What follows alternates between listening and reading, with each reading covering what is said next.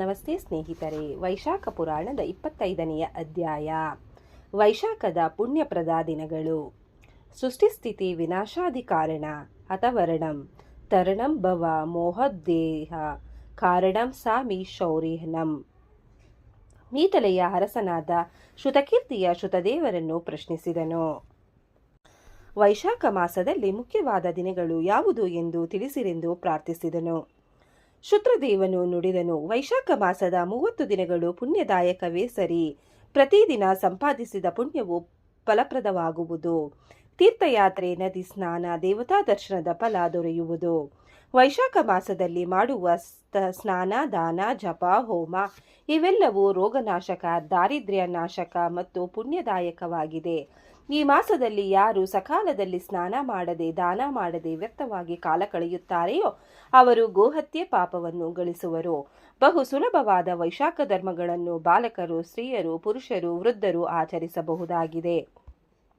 ಈ ವೈಶಾಖ ಮಾಸದ ಅಧಿಕ ಫಲದಾಯಕವಾದ ಕೆಲವು ದಿನಗಳ ಬಗ್ಗೆ ತಿಳಿಸುತ್ತಾರೆ. ಹಿಂದೆ ಸಕಲ ಧರ್ಮವು ನಷ್ಟವಾಗಲು 30ನೆಯ ಕಲಿಯುಗದಲ್ಲಿ ಅನರ್ಥ ದೇಶದಲ್ಲಿ ಧರ್ಮವರ್ಣನೆಂಬ ಬ್ರಾಹ್ಮಣನಿದ್ದನು.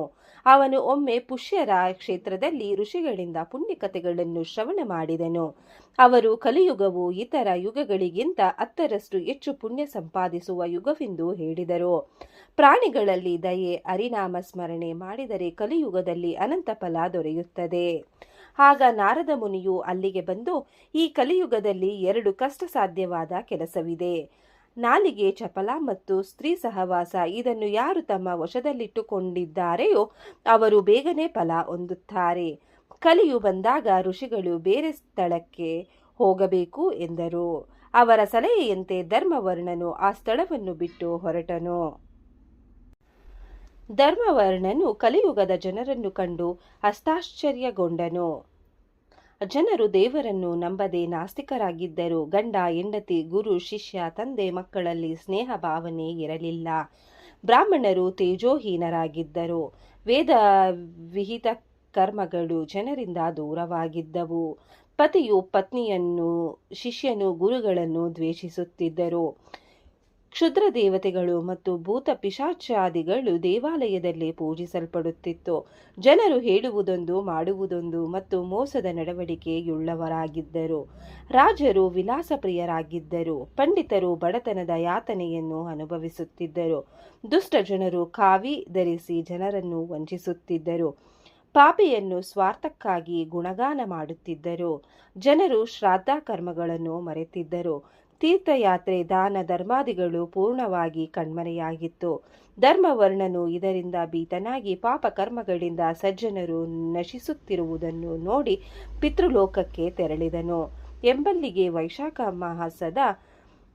ವೈಶಾಖ ಪುರಾಣ ಮಹಾತ್ಮೆಯ 25ನೆಯ ಅಧ್ಯಾಯ ಮುಗಿಯಿತು. ಈ ಅಧ್ಯಾಯವನ್ನು ಕೇಳಿದವರಿಗೂ, ಓದಿದವರಿಗೂ, ಶ್ರವಣ ಮಾಡಿದವರಿಗೂ ಆ ಭಗವಂತ ಒಳ್ಳೆಯದನ್ನು ಮಾಡಲಿ.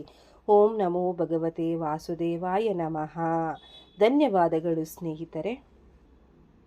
ವಿಡಿಯೋ ನೋಡಿಕ್ಕೆ ಎಲ್ಲರಿಗೂ ಧನ್ಯವಾದಗಳು. ನಿಮಗೆ ಈ ವಿಡಿಯೋ ಇಷ್ಟ ಆಗಿದ್ರೆ ಪ್ಲೀಸ್ ಒಂದು ಲೈಕ್ ಮಾಡಿ. ನೆಕ್ಸ್ಟ್ ಇನ್ನು ಜಾಸ್ತಿ ವಿಡಿಯೋ ಹಾಕ್ತೀವಿ. ಹಾಗೆ ನಿಮ್ಮ ಫ್ರೆಂಡ್ಸ್ಗೆ ಶೇರ್ ಮಾಡಿ ಮತ್ತೆ ಸಬ್ಸ್ಕ್ರೈಬ್ ಮಾಡಿ. Thank you very much.